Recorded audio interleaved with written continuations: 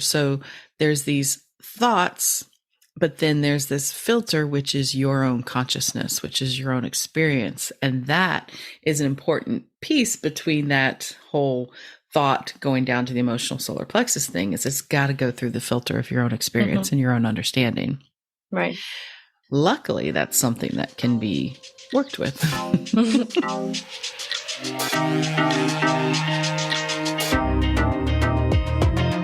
Human design reveals who you are energetically and who you came here to be.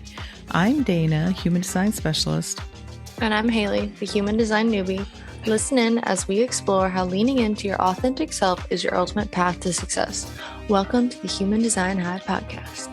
Let's get into it. Well, hey there, Haley. How you doing? Hello. I'm back again. Again. I think it's, they always say, oops, I hit my microphone. They always say that you should start your year off, especially your New Year day, which this is New Year's Day. We're letting the cat out of the bag. We're actually recording this episode a day before we put it out there. Life's busy. But they say you should spend your New Year's Day the way you want your year to go, or something like that, or at least with the intention of that. Yeah, I've heard that before. Yeah. So we're glad you're here. Because hopefully it means you have the intention of sticking around. I have always had the intention of sticking around. I have just had a very period of life currently. Mm-hmm. Which brings us to where you are now, which surprised me when you came on camera, which if, I've started publishing little snippets and stuff on YouTube, and then also little sound bites and little pieces of the podcast online to help promote. So people kind of get used to what we look like too, and where we are. And when you popped up today in a totally new environment, it threw me for a loop because you have moved. We have moved out of our apartment and we are currently living with Presley's mom and dad, and it's complicated, but I'm at my in-laws' house and we are here for a loosely indeterminate amount of time because we are moving to Colorado. Letting the cat out of the bag on the podcast. I may have mentioned it. Oh, if you listen to the podcast, it helps if I listen. So people already knew, but we want to go out end of February, but we're working on the timing of trying to find a house to rent, and it's it seems like we've reached out to a couple management companies, and they say it's like a month before, that's how long they have to. So their current tenants have 30 days to let them know before their lease is up. So it's like we're in this waiting game. Yeah. So if anybody listening in the Colorado Springs area, or the greater Colorado Springs, Denver area, please reach out. Help. Let us know if you have a house to rent. Help. We'd prefer 2 bedrooms, a nice yard for the dog. Anyone out there, hit me up. Yeah, because we got to have an office, which I said, Haley, it's funny. She looks like she's a gamer right now, the setup, because her monitor's really high because she's using her husband's monitor setup, which he doesn't really video himself that much. So his monitor, his camera's high. There's trophies in the background. It's the gamer that lives in his mom's basement. Something that's all like that, but the light's good. It is. It's a big window, so that's nice. Yeah. So it is the new year. Yes, and New Year's Day is your wedding anniversary. It is my wedding anniversary. It's kind of gotten over the years, we kind of forget about it because this year marks 29 years of marriage. Wow. 29 years. Wow. Yeah. And my guess was going to be 27 because I couldn't remember how many. We did have a little bit of a life before you were born, Haley. I know you did. I just didn't know how many years it was. It was 3 before you were born. 29 years. And I had another thought about that and I forgot. But that's what happens after 29 years of marriage. Well, Originally, yeah, we did get married on New Year's Day. I wanted to get married on New Year's Eve because I was a child when I got married. I was 23 when we got married, younger than you. It's insane. When I think about it now, it's insane because Ian is 23. Like, ew. no, no, ew. It feels crazy. But I worked at the time when we got married or when we were getting married, I worked in hospitality. I was a waitress.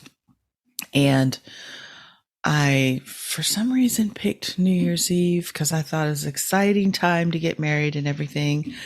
And then realized it was very difficult to get off work on New Year's Eve, especially where I was working. I was like the only waitress. So, well, I can't do that. So I got married on New Year's Day. And I thought also getting married around that time, it would be easier for your dad to remember what day we got married because memory's not the best. And he does remember the day, but never knows how long we've been married because getting married in 1994, it's very hard to do the math sometimes. It doesn't give you an even number because it's like, yeah. I mean, I'm with him on that. I think I just slurped coffee on Mike. I didn't mean to do that. I didn't hear it. So around the theme of New Year's, it kind of brings me to what I wanted to talk about today on today's episode, which is about New Year's and what we want to create or what we want to bring in, or some might say manifest in the new year or at any time in life. And the last episode that I recorded was about the gates that the sun moves through this time of year. And they are, let's see, we went through before Christmas from until like the 23rd. It was gate 10, gate of self-love. And then it moved into gate of joy, gate 58. No. And then just last night or today, it moves into gate 38, which is the fighter. And so some of the things that we taught, or opposition it's called, we talked about, or I talked about, me, myself, and I, was about how this is a time of year that, of course, everybody's making resolutions and they all want to start over and they just want to like throw out everything that happened and just start fresh. New year, new me. Right. And that usually lasts for maybe 21, 30 days at the end of January. Maybe.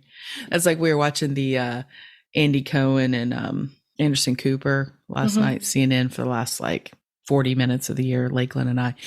And everybody's wearing these big paper top hats from Planet Fitness. And she's like, Planet Fitness, why are they wearing Planet Fitness? Oh, and then she kind of like dawned on her, oh, because of New Year's resolutions. I said, yeah, it's the busiest time of the year for gyms, is all those signups. Because everybody has the intention. They want to do things differently. And so what the last episode was about, okay, if you want to change things, these are just some energies you can work with. This is contemplating.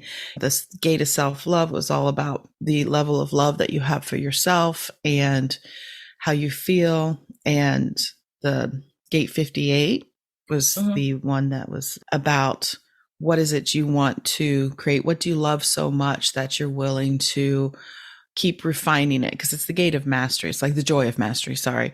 And because it starts that process of the talent, of having a talent or something you want to bring forth. And then this energy we're working with right now is what's worth fighting for? What is something that is important to you, or your belief systems, or something that you want to bring forth that's important? What is truly important? That's the gate that the energy's with right now. So anyways, point being, just kind of started this conversation around the creation process, and I am going to throw the word manifestation or manifesting into the title of this episode because that's what people are drawn to. It's what they're interested in. And I think it's really, really cool and interesting that people are starting to think this way and that they have some sort of control over their destiny or their experience, which they do. They absolutely do. So what are your thoughts on the whole manifesting thing? Well, I strongly dislike the buzzwordiness of of just strictly manifesting and all of that, because I feel like a lot of times people hear that word and they're like, oh, manifesting, like, ooh, woo woo, like but magic, like yeah, it's like, oh well, you're just gonna make things out of nothing. But I do like what it actually means and like getting your energy focused on things. Yeah. Yeah. Because that's really what it is. And, we delved into it a little bit with the episode about the universal laws because the law of attraction is one of them. And we've also talked about it, and we're going to talk about it a little bit more here about the G center, which is where the monopole lives, which is about energy, correct? Yep. But there is, I'll be honest, I have taken the manifesting courses. Years ago, I've signed up for trainings and courses because, I've always been interested in using the power of your mind, which is what we associate manifesting with. It's shifting a little bit now, and this is where I hope to shift the conversation even further. But it's been about the power of your thoughts, your intention, and if you can think it into existence, and I think because we have sort of still been in that mental awareness place, we're moving into the emotional awareness being our primary awareness center, but still being up in that mental space made sense, right? Yeah. Yeah. Because also we're so used to making things happen. Most people think they make things happen by thinking about them. And what have we started to learn through human design? Your brain is kind of stupid sometimes. Says the projector. Your brain is kind of stupid sometimes. This is the defined head in Ashna. Fully defined, yes. Well, we'll put it in nicer terms. Maybe it's like the mind's not for making things happen, it's for questioning. And so that's what I wanted to talk about today is kind of a process that I have been exposed to, introduced to really through my training with quantum human design. And it makes so much more sense to me because even though I do not have a defined head, it's wide open. I do have a defined ajna, and the definition there is in that knowing channel. However, I do also have gate 4. There's a lot of logic there is always trying to answer questions. I'm always trying to answer questions. And so I always try to back up my knowingness or what I'm feeling with logic. So sometimes things like this feel good to me because it kind of maps it out and it seems like a process, but it's not a linear process. It is like just what's happening. Whether you're thinking about it or not, this is what's happening, but you can influence it. It's what we've also been talking about a lot is influencing energy, right? Influencing timing, right? Yep. And the energy and what you want to do. So like I said, we've talked about what everybody hears and says is that your thoughts create your reality. And there is some truth to that for sure, but it's your thoughts actually create or calibrate emotions, which then affect or calibrate the G center, which then determines what the monopole attracts, because the monopole only attracts. I was like, oh God, I'm on the spot. I like doing that. Yeah. So you can have, and this is where people get hung up. You can have lots of great thoughts, but not the results you want. Because if just our thoughts did it, well, you'd be in Colorado right now. Yeah. And I'd be right there with you because I just thought of it. And here we are. Ta-da! No, Yeah, it'd but be much easier. yeah, it'd be easier, but it wouldn't be as much fun. It's like if you instantly manifested everything you thought, it would be quite chaotic What? for everyone. And that gets really deep Just into that whole quantum chaos. conversation. Yeah. Yeah. That gets into the whole timelines and everything else conversation, like the movie Everything Everywhere All at Interstellar. Once. Oh. Oh no.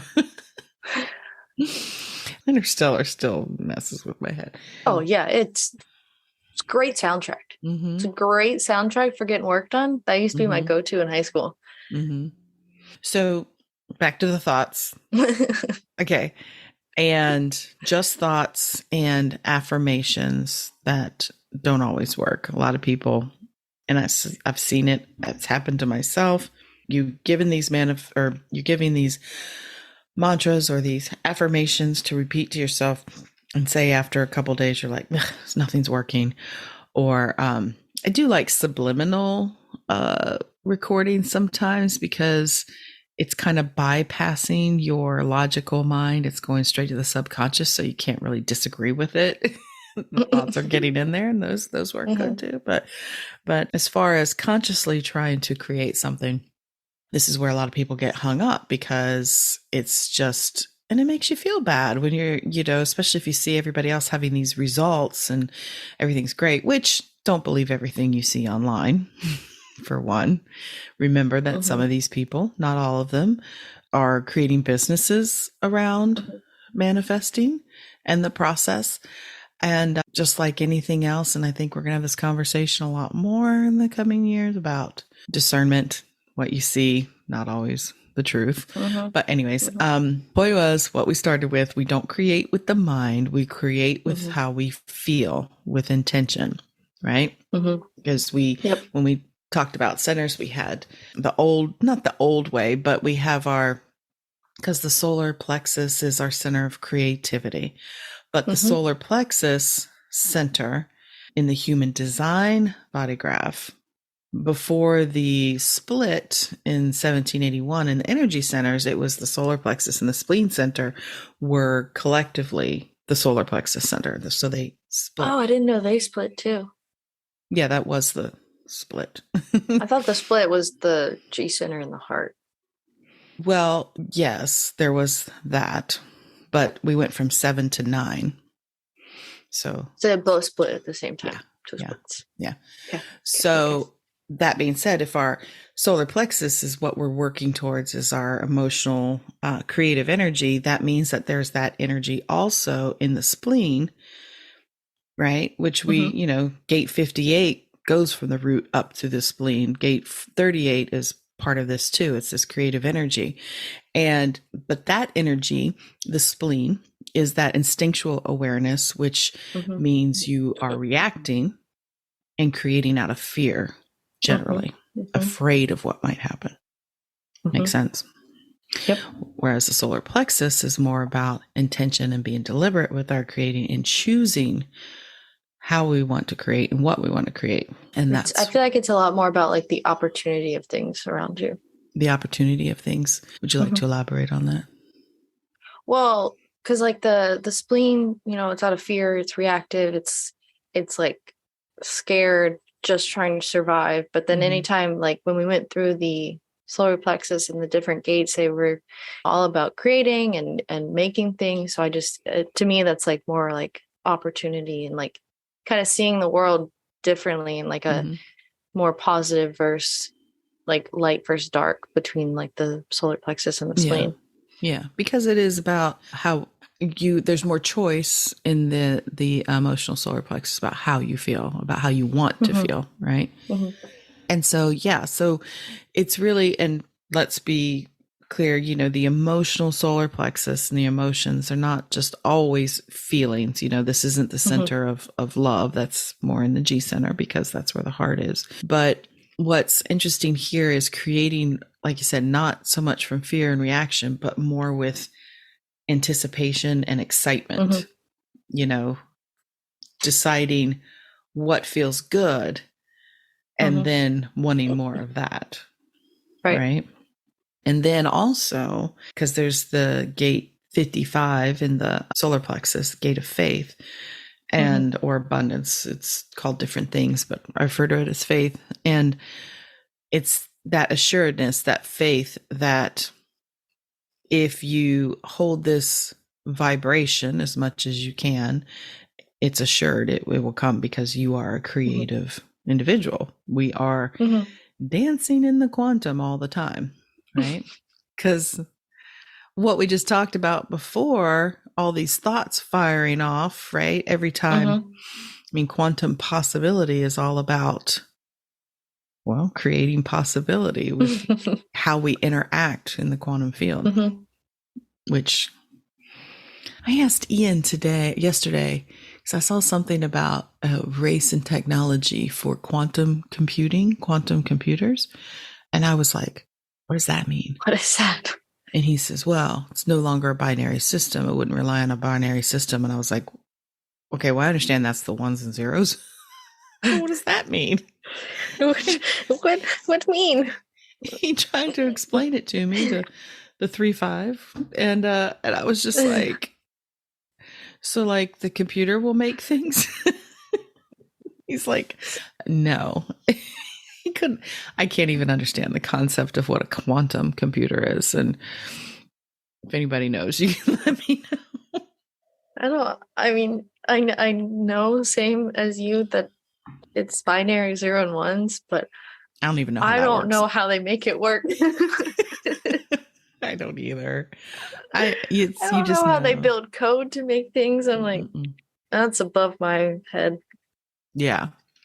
And, there's a lot of these things. One of the things is interesting is that a lot of the laws of the universe, or whatever you want to call it, when we're talking about energy and all this stuff, is we don't have to think about them all the time. We don't even have to fully understand them. We just got to accept that they work. Yeah. Because like I was listening to Abraham Hicks this morning, and it says, we don't sit there and try to analyze how gravity is working all the time. We just understand it influences our life every day. And we accept it. And we accept it. And we just allow it to be. And this is kind of these things we're going to be talking about here is the same thing. It's just work with it. Just try it. And so I'm going to kind of outline the little process here. So creating with intention. This was kind of mind-blowing to me when I first saw it, like on the bodygraph explained like this. Okay. And so when we talk about the mind, the head center, which is where all the questions occur, thought occurs. If you're defined, it's like constant, like you always have access to these questions are always firing off. If it's undefined, depending on who you're around or what you're listening to or whatever, thoughts may occur, what you're reading, whatever. So when these thoughts occurs, if we're going to look at it from a mechanical perspective here, this is almost like a mechanics of how manifesting works, is when the brain, the actual physical brain, thoughts occurs, neurotransmitters light up. We can see the electrical activity in the brain, right? And these neurotransmitters get to work. They start to fire because a thought has occurred. Then these neurotransmitters, their job is transmitting. These neurotransmitters then can cause you to have an emotional response to the thought. Yep. So if you think about on the body graph, you've got the head center going down to the emotional solar plexus through those channels. And these emotions that occur carry a frequency of energy, right? We all know what that feels like. Good, bad, different, whatever. Carries this frequency of energy. And that quality of that frequency of energy is the So the vibrations that are created there, that frequency is determined by the emotional response, like we just talked about. And then that energy frequency calibrates the G center, goes to the heart, the monopole. So if you think about coming from the head, solar plexus going up through the will center, because that's still part of the heart center, to the G center. So it's this, right, to calibrate the G center. So this then influences what you attract and create because it's your monopole. Monopole. Right. Okay. So that's the basis of the framework there. Watch you go. Yeah. Okay. Yeah. Okay. So that being said, let's kind of break this down just a little bit further because that's the main framework. Okay. So thoughts, as we said, our thoughts are created by the questions that we have. Our thoughts are stimulated by the questions we have. And I think what's important here to point out is we don't always realize the questions we have, right? I guess. Well, you don't, sometimes you could have a posing a general question. Well, I wonder what would happen if, I tried this, or I wonder if it's possible for me to find a partner who values me, or is it to find a job I really love? Like what would that look like? Sure. And I've had this experience of having these general questions and not even realize I was thinking about them all the time, about things I may have wanted. Case in point would be, this is a really super simple example, but, and this is my generator response too, is baked into this, because as we talk about this process, you've got to also filter in your type and see how you're interacting with the field. But I didn't even realize it was a question I had, but I had been questioning. This was years and years ago when I was making jewelry. And it was simply just making like beaded jewelry, like real simple stuff, and nothing technical. And there was a part of me that wanted to be able to, if someone had, I wanted to work with chain, or someone had a chain, or if there's something I wanted to fix, I thought about having more technical skill, but very simple, like soldering something.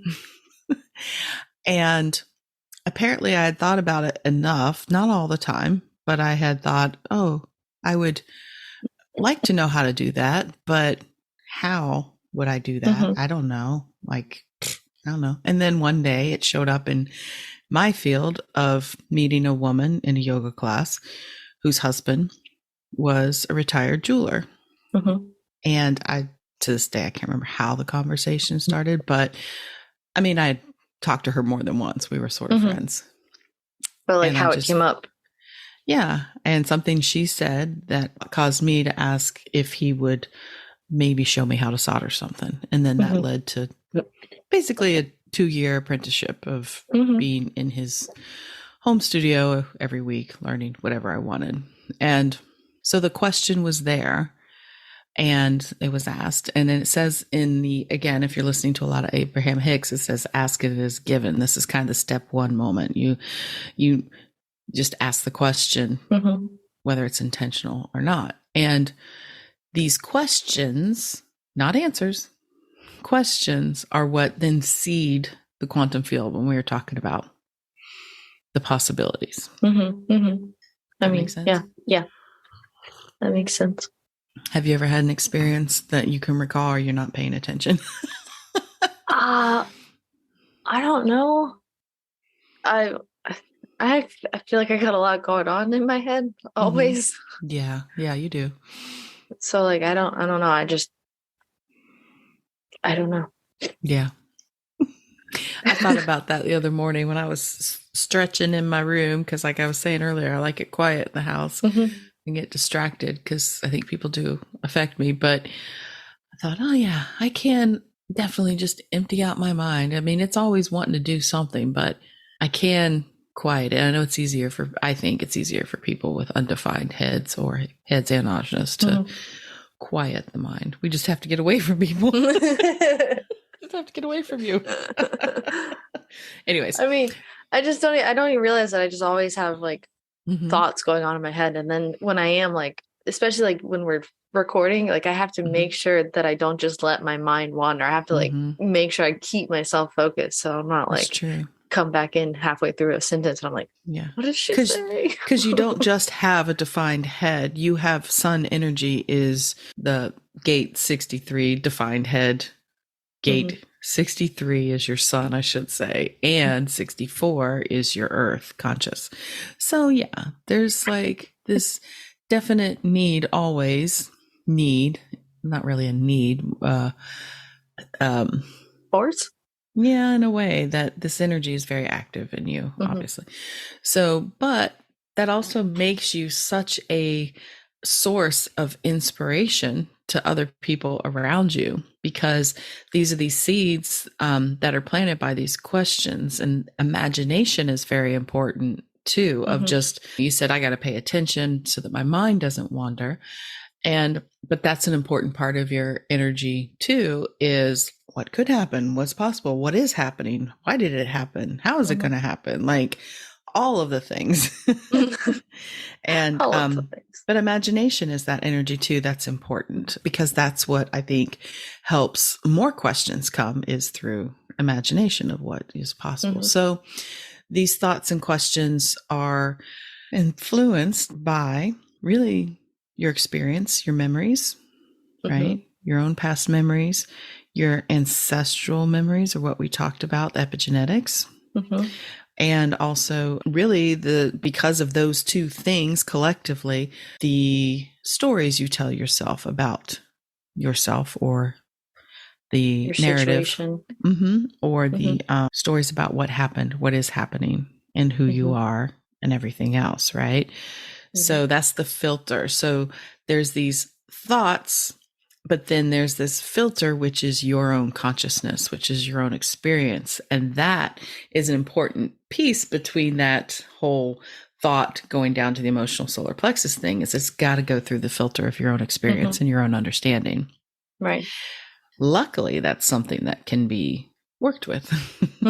So in order to change the quality of the emotions you're going to experience, which are then going to calibrate your heart, you have to manage the quality of your thoughts, your imaginings, by possibly needing to change your narrative, rewrite the story. I mean, in a house, you got to change your filter every once in a while. So you got to change your air filter. Yeah. So you got to change your mind filter. That's true. And that's the whole, like, change your mind or change your thoughts, change your life. That definitely holds true, because narrative and the stories you tell yourself is just such a huge impact into how you feel and what you bring. So that's like I said. So you've got the thoughts, and then you've got the emotions, which are affected not only by that filter that it's going through, but also the environment you're in, especially if you have a open G or open solar plexus. You're going to be very affected by your environment, and the people you are around is going to determine that, or not determine it, influence it. And so what's important is we're human, we're emotional beings, whether we're defined or undefined. We have emotional energy, and it's going to fluctuate. We're not robots. I don't think we are. We could all be by now and not know it. We're all living in a simulation. I know. Somebody posed the question. I was listening the other day on a podcast. They're like, how do we not know that AI hasn't already taken over? And it wouldn't tell us. No. For its own survival. That's a whole nother question. That's a whole nother story. Okay. So what's important is we're going to have these fluctuations in energy, and we've talked about this before. And so you've got the ups and downs of a wave, energetic wave, high frequency energy. When people have a high vibe, that energy wave is going to have lots of spikes, right? It's higher energy, higher frequency, I should say. It's a shorter wave, right? That's the way to describe it. It's closer together. Yes, because it's moving quicker. Moving quicker. There you go. Mhm. I can see the picture in my head. I can't get the words to come out. It's very zigzaggy or wavy. Up and down, up and down. Yeah, like Yeah. on the EKG, you see that goes Yeah. fast. Mhm. And then the lower frequency wave is a slower wave, so it's Mhm. very long in between highs and lows.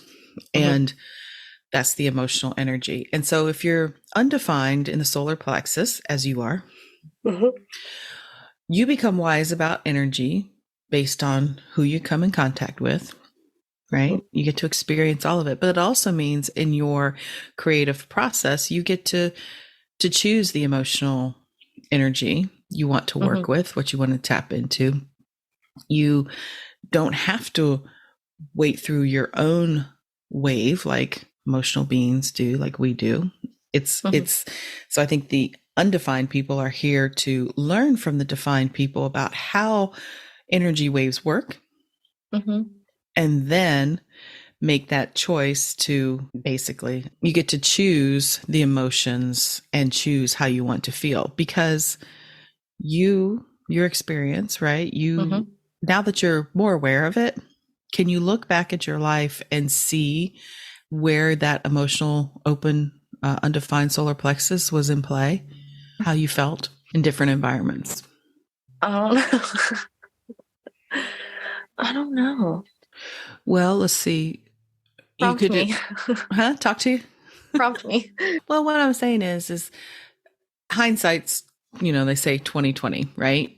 And I've seen that the more aware I become of these energy markers and things like that and patterns and everything, that I Mhm. can look back and be like, oh, maybe that's what was at play.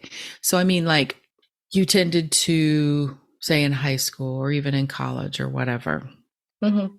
were there environments that felt better than others? Were there friend groups that felt better than others? Were there situations Oh yeah. I that mean, so like in high school, Mhm, my best friend in high school, she was 2 years older than me.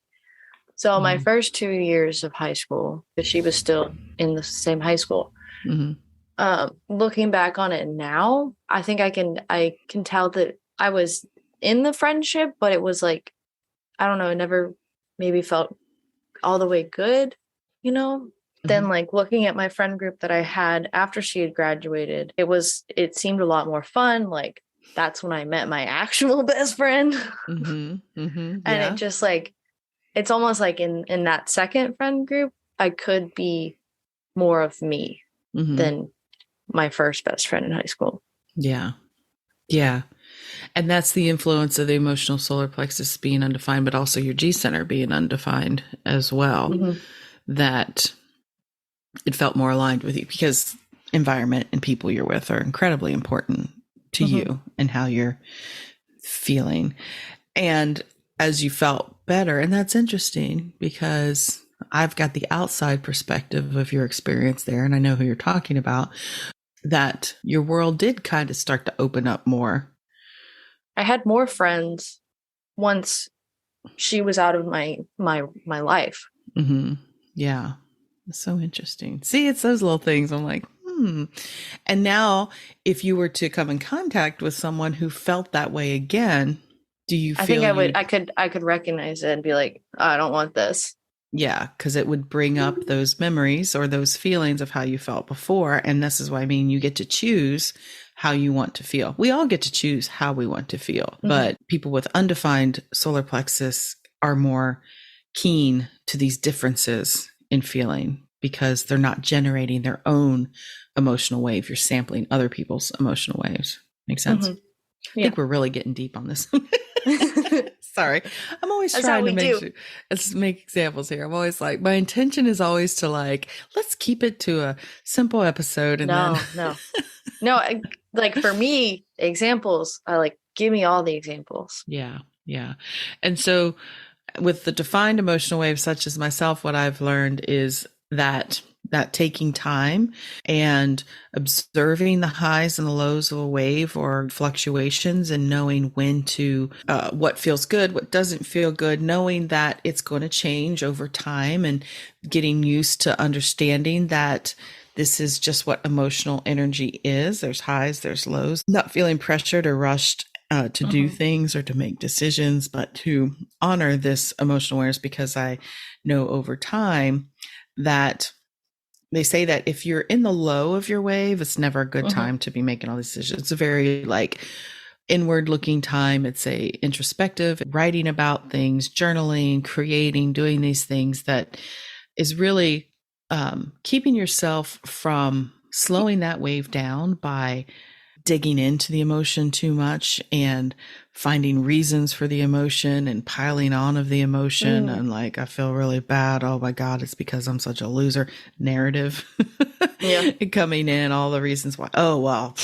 And then when something bad happens, nothing ever works out. Something else. Because what's what we're talking about here, it can feel worse. And they say if you can always understand, if you are emotionally defined, that it's just a wave and it's going to go back up, right? You're down here write now. It out. It's going to go back up. And so as soon as you even start having that thought of awareness, that awareness of, oh, I'm feeling low, I can write it out to when it comes better. This is a time to take care of myself. That is what starts shortening that wave. And that is what starts raising your baseline, is because you are understanding your emotional energy and knowing that this is what's going to influence more of what you're bringing to you. You start to be like, okay, that's how I'm feeling. That's okay. And that's where some other things I work with, like tapping and stuff, which I really got to do an episode on that, come into play, because you're working, like I said, this isn't a linear process. You're kind of doing it all at the same time of, okay, what is the story I'm telling about this emotion? What do I want to be different? Or let's just let it be and focus on something else that raises that baseline a little bit more. Yeah. And that's an important part in the process, is if it's all about how you feel, then it doesn't matter what you're thinking about. It matters what you're feeling, right? So this is a big thing in the Abraham Hicks teachings, is that if it's hard for you to feel good about quote unquote manifesting the thing you want, say more money or a better relationship, a new job or whatever, maybe it's not quite right. Well, it's not so much that, it brings too much emotional energy to you, right? It's like steering a ship, right? You can't like just stop on a dime and go the other direction. No. Even a little boat. Yeah. It don't work. No, it doesn't work. You have to make these slow changes, right? And so if you've got a lot of emotional energy around something that you want and it isn't happening, and you think about, oh gosh, we're human. It can't help but just start to feel like more stress, or why isn't it happening, or this or that. What am I doing wrong? What's wrong with me? I must be blocking myself. Oh, this is because of this, blah, blah, blah, blah. Just stop thinking about it. This has become my new practice, is choose how you want to feel. And I've been saying lately that I'm choosing to be slightly delusional about things, because it's like, well, it's not here yet. It's not what I've seen yet. This isn't my reality yet. But I know within myself that I am changing, and I have changed, because I can feel my emotional baseline has raised over even the last 2 years. And it is changing what's happening in my life, but also how I feel about it. But I also know that I still spend a lot of time in my head, and, we have stories. So I just try to do other things sometimes, and, just going outside sometimes, looking at clouds, enjoying the world around you. So I think I got off on a tangent there. I know I did. Oh, well. So if we're thinking about this pathway from the mind, the head center, to the emotional solar plexus, to the heart, right? Calibrating the heart, focusing on what feels good, cultivating more joy.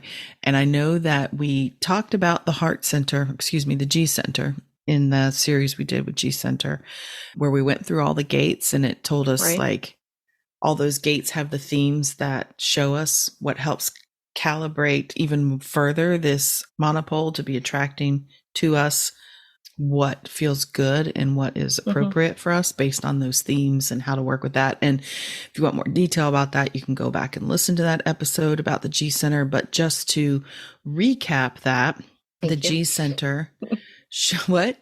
I said thank you. The G Center shows us what it is the experience we're meant to have in this lifetime. So this is Okay.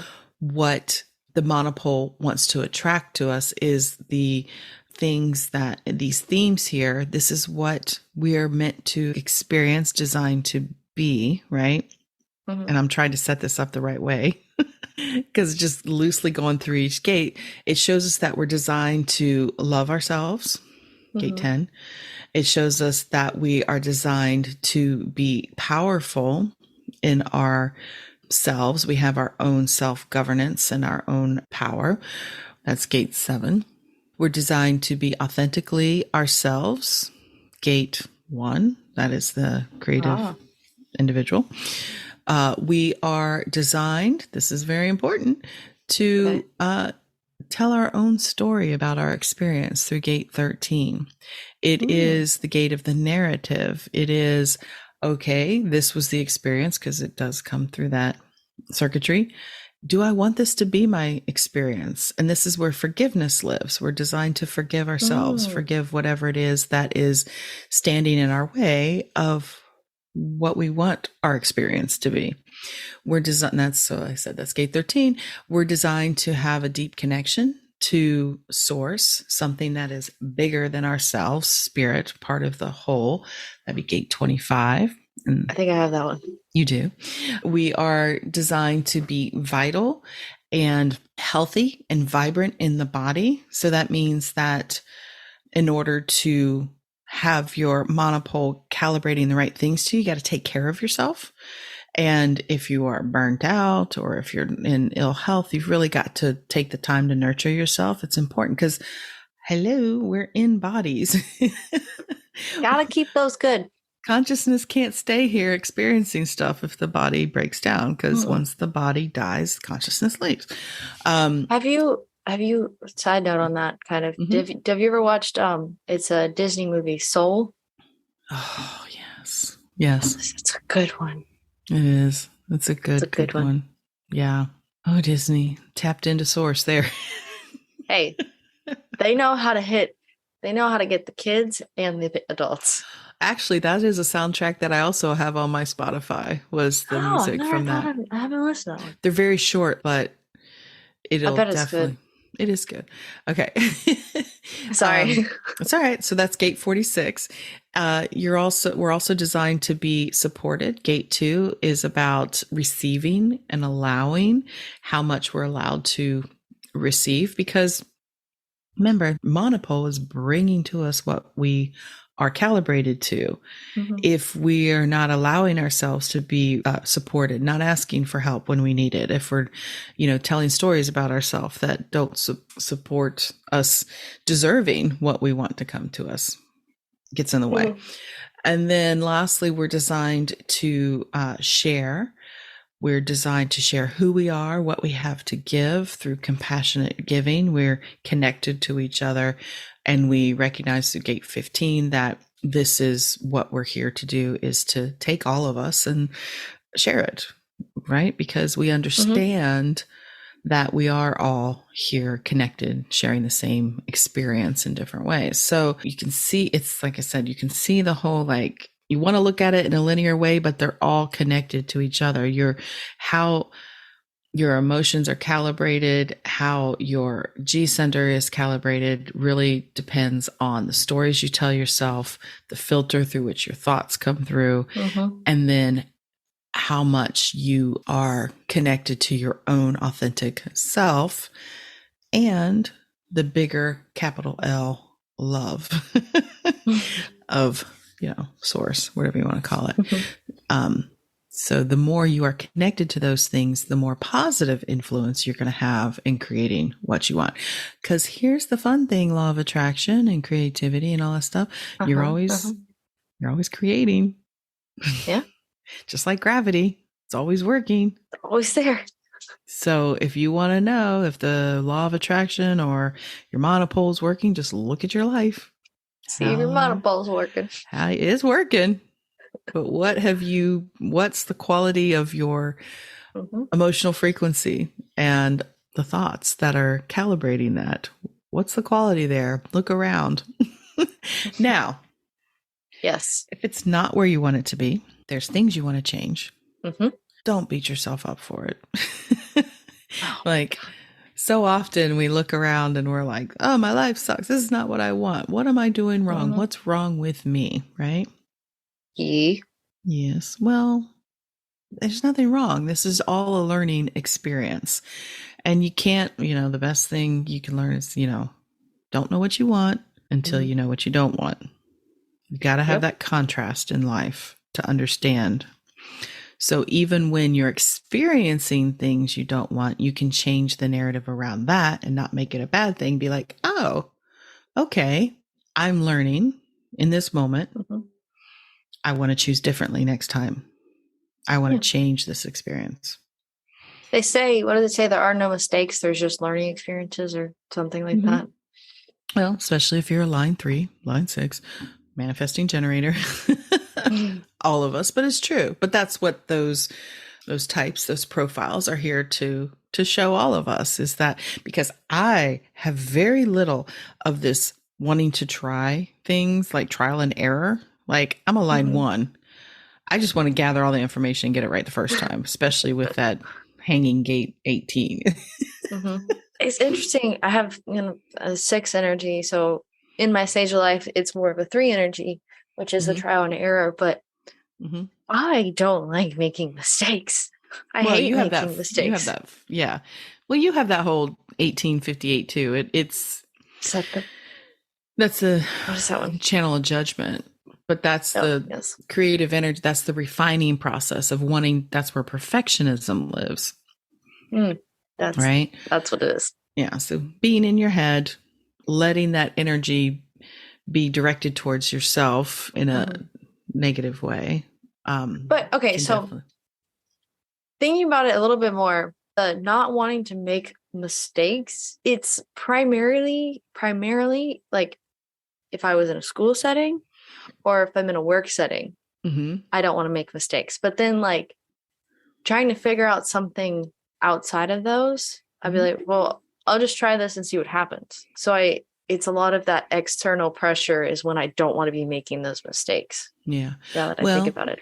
I think that would be partially when we'll talk about another episode I want to do, which is about definition, is that you have a very large split in your body graph. You have defined head and ajna, and then you have defined spleen and root. You're definitely identifying more with the mind. That's who you think you are a lot of times. And because that's what happens. You have a lot of mental energy. And so, of course, your identity, the ego, whatever you want to call it, is going to feel threatened if it doesn't feel like it knows. Right? Yeah. Oh, yeah. Oh, yeah. Yeah. Yeah. So you feel threatened, or you feel like I have to have the answers. I have to know everything. And if I don't, this is like death to me. Oh, yeah. 100%, because there was one calculus class that I was in, one class period specifically, where I almost started crying because I didn't understand what he was teaching. Yeah, I get that. I think a lot of people do. And especially, there's way more that goes into that, but we'll talk about that more on the episode about definition. That would be a good place to dig into. Yeah. So, okay. So we have kind of explained, I hope, I think so, of this process. So as a practice, now let's really, I've laid it out there. It's like, okay, great. So now what do I do? Especially if you're new to this whole thing, like, oh, well, I just like changed everything about how I think and that's going to work. Well, that's impossible. You can't just all of a sudden change everything, right? It's a little bit. All the things that have transformed my life have been a quote unquote practice. It's something that you just decide day to day that you're going to practice, yoga practice, mindfulness practice, all those things. It's a practice, meaning you have to do it over and over. So, first thing, knowing your human design type, just type is the most important to know what your strategy and authority is. Okay. Mm-hmm. This, as if you can start tapping into that as level one, knowing whether or not you're, with your authority, especially if you're emotional authority, not emotional authority, splenic authority, knowing how it is you're supposed to interact with the field. Okay. Mm-hmm. That's important. Mm-hmm. And the more you can align with your design, that goes back to that self love, with that acceptance, with understanding yourself, is going to help this process move a lot faster. And I can Mm-hmm. totally attest to this, that it lessens a lot of resistance to this process if you can see yourself through the lens of human design, of how you were designed, and understand all these places in yourself that you thought were a problem are usually Mm-hmm. your gifts. Yeah. Okay, so aligning with your unique design, your strategy, your authority. Okay, and start living as yourself. And then learning to manage your thoughts and emotions, which means just paying attention, Mm-hmm. not letting them just run all over you all the time. Because I know I've said this to you before, you're not always responsible for the first thought, but the second one and everyone after that, you are responsible for. So when something pops into your head, and this is that emotional calibration piece, is like, Mm-hmm. thoughts are going to just come in sometimes. That filter you put it through, the meaning you give to it, you're responsible for that. And that's going to calibrate your emotions and calibrate your heart. Mm-hmm. So pay attention, spend time, meditation, or just 5 minutes a day of just trying to clear your thoughts. If you have to do a guided meditation, that's fine. If you have to go outside and walk without your earbuds in your ears, listening to other things, just paying attention, that will help. Okay. Mm-hmm. The environment that you're in, again, are you around people that feel good? Are you around people that are always complaining? Does that affect how you are feeling? Does it affect the stories you start telling? Again, this is my daily practice at work. Mm-hmm.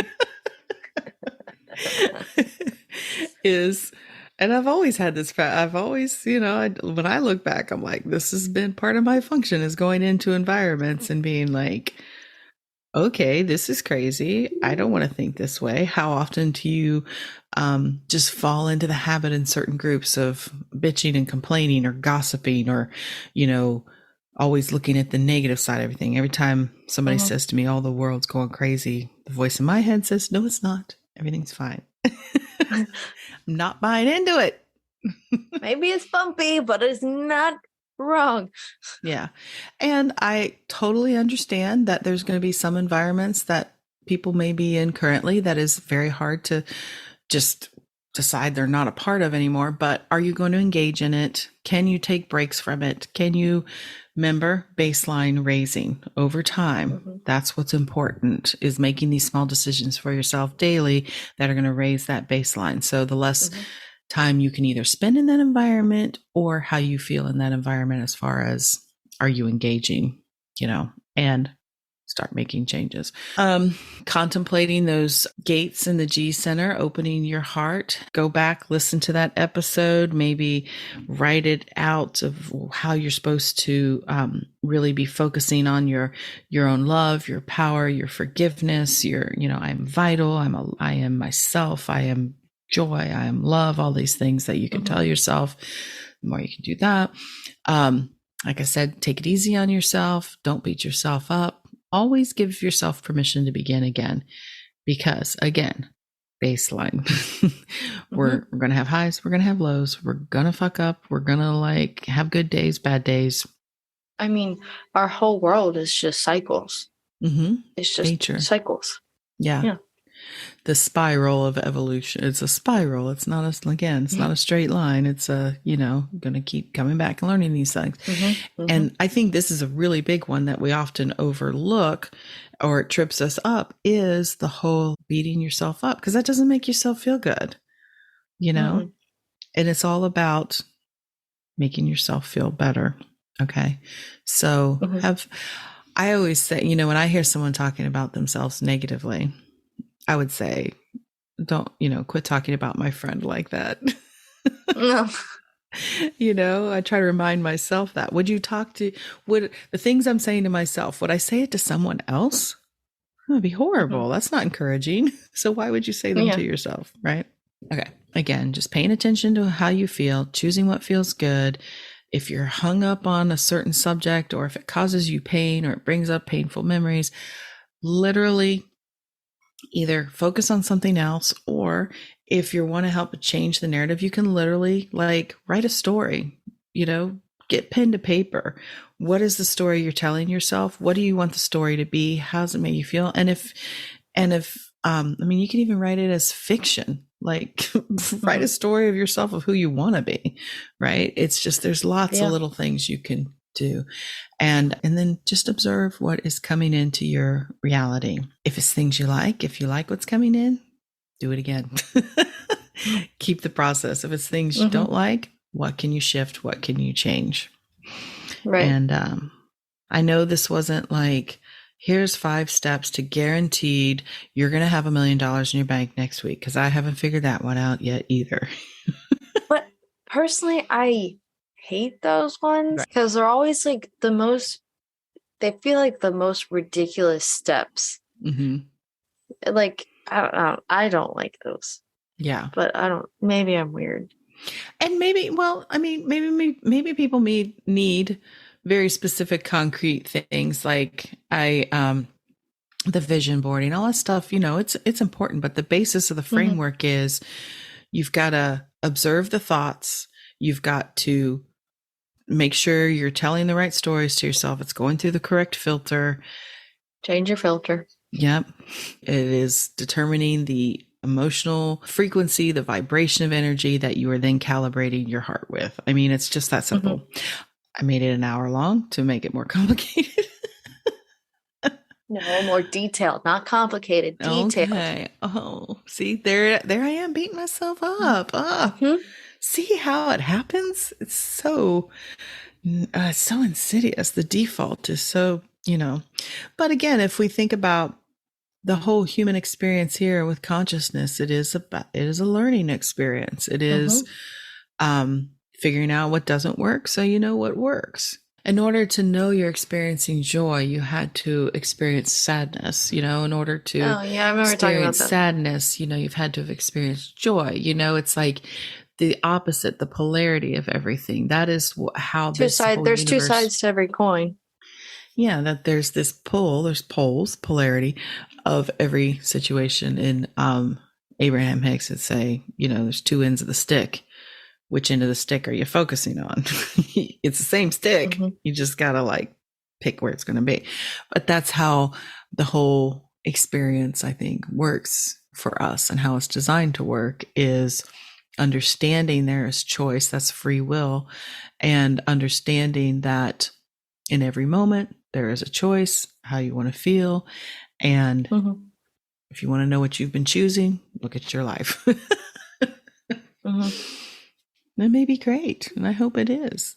I always know that there's always room for improvement, Mm-hmm. and more and more and more and more and more and Mm-hmm. more. I hate the whole New Year, new me phrase, so I'm Mm-hmm. gonna go with New Year, better me. Yeah, expanded me. Yeah, better feeling me. Mhm. I want to Good feel vibes. better. Good vibes, man. Um, Your vibe is off. yeah. Well, that's what I was saying in the last episode, was like everybody just wants to like throw away the previous year, but the previous year was important too. The previous year is what brought you here. Everything that You you've been learn things through. from it. Yeah. You are who you are today based on who you were yesterday and the day before that and everything else. So it's like there's value in that. The question And is, moving forward, what do you want to take with you? we have had quite a few learning years Yeah. recently. There's more to come. I But can't believe it's 2023 now. I know.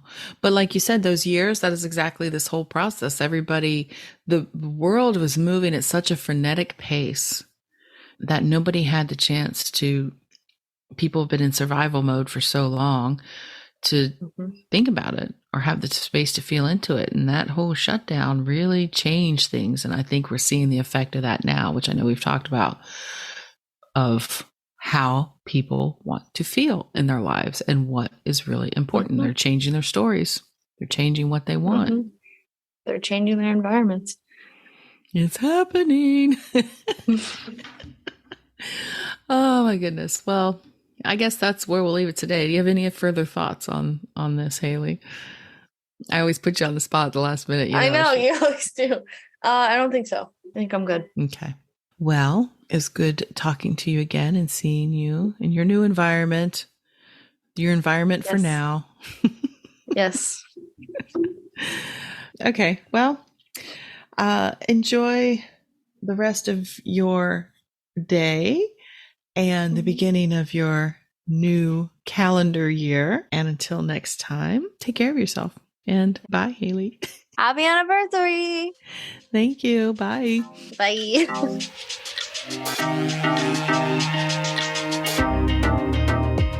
You made it all the way to the end of today's episode, so you must have liked what you heard. If you did, make sure you subscribe so you never miss an episode, and perhaps leave us a good review. And if you know someone who wants to dig into all things human design with us, make sure you share the Human Design Hive podcast with them. We'd really appreciate it. Thanks for listening.